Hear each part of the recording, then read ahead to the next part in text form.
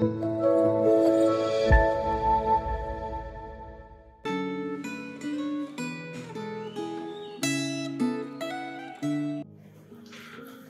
nama Tuhan, saudara sekalian, kita kembali bertemu untuk bersama merenungkan firman Tuhan di hari ini.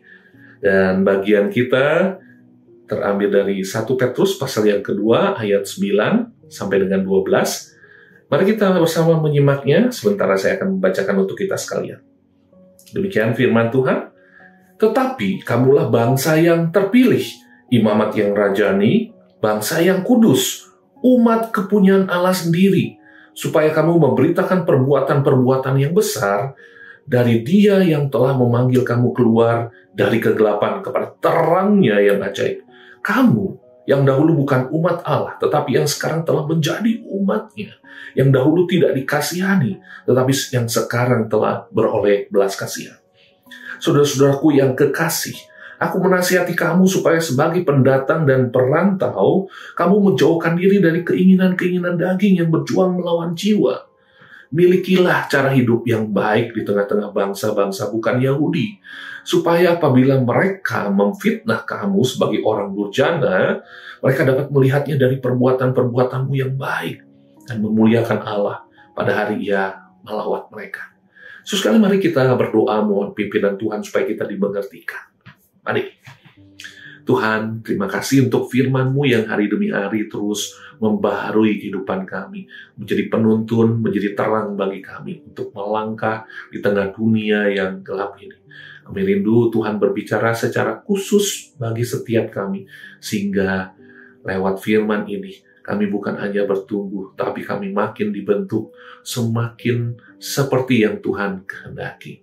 Di dalam nama-Mu yang kudus, Kristus Yesus, kami berdoa. Amin. Sekalian, di dalam Alkitab selalu ada yang berkesinambungan dari perjanjian lama ke perjanjian baru.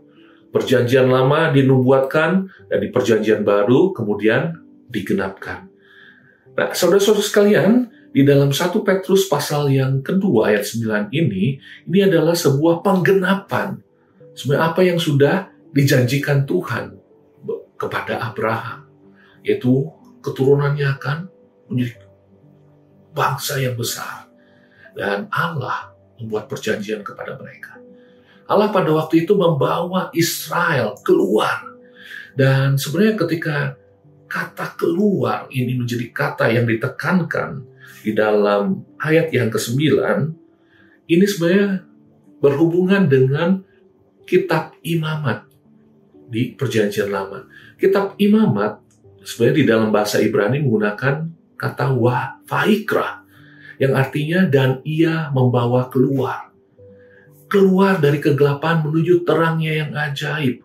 Membawa Israel, umat Allah, untuk mendapatkan belas kasihan Tuhan. Dan kemudian menjadi bangsa yang merdeka. Menjadi umat Allah yang menghidupi nilai-nilai yang berbeda dari bangsa-bangsa sekitarnya. Dan pada waktu itu sama seperti yang dijanjikan Allah kepada Abraham, bahwa keturunannya atau umat Allah itu, Israel, akan menjadi berkat bagi sesamanya lewat kehidupannya. Dan ini kemudian ditarik oleh Petrus menjadi satu kebenaran yang dia coba sampaikan kepada orang percaya yang pada waktu itu berada di dalam perantauan. Ia mengatakan, kamulah bangsa yang terpilih, imamat yang rajani. Bangsa yang kudus, bangsa yang sudah dipisahkan, dan umat kepunyaan Allah sendiri. Supaya kamu memberitakan perbuatan-perbuatan yang besar dari Dia yang telah memanggil kamu keluar dari kegelapan. Nah, Tuhan memanggil kita keluar dari kegelapan sama seperti Israel supaya jadi berkat. Supaya memberitakan tentang kebesaran Allah, kemurahan Allah, kedahsyatan Allah. Dan kita juga dipanggil keluar sama seperti gereja ekkaleo, eklesia, dipanggil keluar untuk kemudian menjadi sebuah komunitas umat Tuhan yang kemudian memberitakan tentang kemenangan di dalam Tuhan lewat kabar baik itu. Untuk kemudian kita menghidupi nilai-nilai Injil, nilai-nilai kemenangan Tuhan, nilai-nilai Kristus yang adalah nilai-nilai kebenaran Dan dia tentunya pasti berbeda dengan dunia. Dan kita dipanggil untuk keluar dari kegelapan itu dan kemudian menjadi terangnya yang ajaib. Kita adalah terang dunia. Kita dipanggil untuk menjadi saksi. Dan oleh sebab itu, Petrus ingatkan lagi lewat nasihatnya, supaya sebagai pendatang atau perantau, kita di dalam dunia yang sementara, yang seringkali dikatakan bahwa kita adalah cuman musafir yang sementara. Tetapi di dalam perjalanan hidup yang sementara, kita tahu bahwa kita harus menjadi saksi yang benar, yang menunjukkan bahwa Kristus ada di dalam kita. Dan tentunya kita tidak hidup lagi menurut hawa nafsu atau kedagingan kita. Ataupun mungkin ketika orang-orang di sekitar kita yang nilai hidupnya berbeda, nilai hidupnya duniawi, kemudian berbuat hal yang tidak baik kepada kita, kita tidak merespon dengan cara yang sama, tetapi kita merespon dengan kebenaran Kristus. Karena kita sudah menjadi terangnya yang ajaib. Kita tidak menunjukkan bahwa kita adalah orang-orang yang berada di dalam kegelapan, tapi kita menunjukkan bahwa kita adalah duta kerajaan Allah yang merespon dengan kasih Kristus, merespon dengan kemurahan Kristus. Dan itulah yang kemudian berbicara dengan sangat kuat kepada orang-orang sekitar kita. Walaupun mungkin kita seringkali seperti orang-orang Kristen pada waktu itu, seringkali didiskreditkan, bahkan dianiaya. Tapi Petrus ingatkan bahwa nanti lewat perbuatan kita, lewat kata-kata kita, justru orang akan melihat kehidupan yang indah, kehidupan yang baik. Kata baik itu adalah kata kalos dalam bahasa Yunani, yang artinya indah, yang dari dalam keluar. Hidup yang berintegritas. Walaupun kita dijelekkan, difitnah dari luar, tapi lewat perbuatan kita, justru perbuatan dan kesaksian itu menunjukkan bahwa kita adalah orang-orang yang benar. Dan inilah tantangan hidup kita, sekaligus juga panggilan kita hari demi hari. So sekalian, kita hidup di dalam dunia, di dalam pekerjaan, di dalam interaksi sosial kita dengan teman-teman, rekan-rekan, di tengah masyarakat. Semua seringkali dipengaruhi oleh dunia dengan sangat kuat. Tetapi marilah kita hidup berbeda.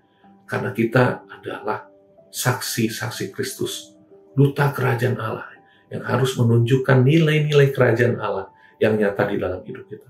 Lewat kata-kata kita, perbuatan kita, pola pikir kita, sehingga lewat itu semua nama Tuhan dipermuliakan. Kristus nampak nyata di dalam hidup kita. Dan itulah panggilan bagi setiap kita. Hari ini, kiranya firman Tuhan mendorong kita untuk hidup efektif sebagai duta-duta kerajaan Allah. Hidup efektif sebagai terang, sebagai saksi Tuhan. Dan kiranya dengan pertolongan dan anugerah Tuhan kita dimampukan. Mari kita berdoa. Tuhan, tolonglah kami, mampukanlah kami untuk kami hidup sebagai saksi-saksi-Mu.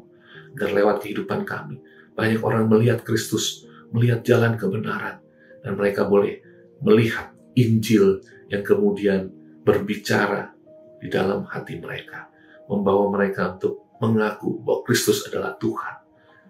Dan inilah yang kami rindukan ya Tuhan. Tolong kami agar kami senantiasa diberikan kepekaan, kesadaran akan hal ini dalam setiap interaksi dan jalan kehidupan kami. Di dalam Kristus kami berdoa, kami bersyukur. Amin. Tuhan kiranya menolong saudara dan memberkati saudara.